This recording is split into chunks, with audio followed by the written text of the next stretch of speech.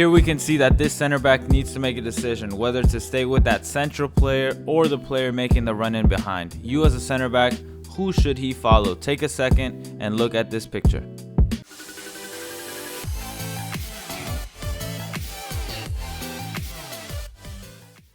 In today's video, we are going to be covering center backs.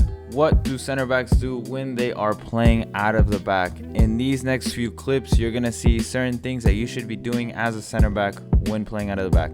Whenever your goalkeeper has the ball, you want to be wide, giving your goalkeeper options. You're either going to be on the left side of your goalkeeper or the right side. When you do receive the ball from your goalkeeper, look to receive with that back foot to then try and play out. Here you can see another clip. Same thing happens. One center back on the left side, one center back on the right side.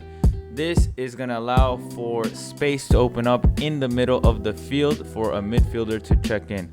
Here is another clip where the same thing happens. These center backs are being patient. They're playing short passes. They're inviting the attacking line to come defend them and put pressure. That's going to open up spaces in the midfield, in the central zones, but also open up that space to play out wide and get out of that trouble from the back line. Here you can see that this center back is aware of that pressure, plays back to the goalkeeper, and again opens out wide. But this also allows for this triangle to be created with the center mid. This is going to allow for plenty of more options for yourself as a center back and potentially for your goalkeeper. Here again, wide, creating that triangle with the goalkeeper. This is going to happen plenty of times when you are trying to build out of the back. This also means that depending on what formation or strategy your team is using, it could be slightly different.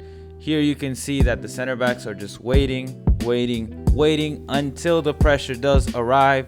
Then this is when they start getting a little quicker and they start to move the ball a little faster, either to the side or to the middle, whatever option is available in that moment. The next thing you need to focus on is defending as a unit. You need to be in constant communication with your partner in the middle of the field. Whenever the ball is getting shifted from side to side, you need to make sure that you maintain a distance to where you both are aware of the attackers anywhere near your zone, in front of you, across from you, wherever. If the ball does get played back to the opposition's half, make sure you push your line up to squeeze the space between you and the midfield lines. When the ball does get played back and progresses through the midfield, you need to drop your line. The main objective is always to maintain good vision of where the ball is at all times. Make sure that you are patient. Make sure you are aware of any potential runs that may be happening. Make sure that your body is positioned correctly to start covering that run if it's made.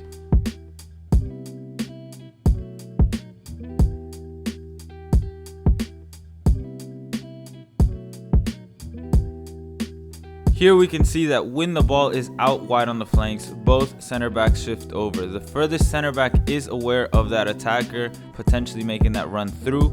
The nearest center back shifts over into that half space. Once the ball is won back, or at least out of pressure, the line pushes up. Here we can see that this center back needs to make a decision whether to stay with that central player or the player making the run in behind. You as a center back, who should he follow? Take a second and look at this picture.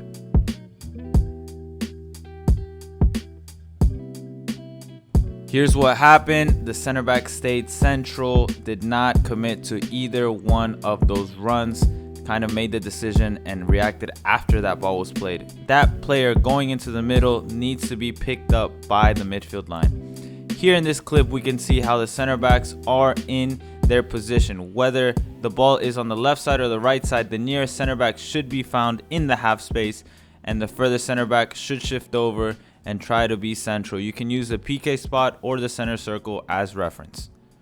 And of course, it's always important to be aware of any attacker around you, making sure you follow any runs that they could potentially make.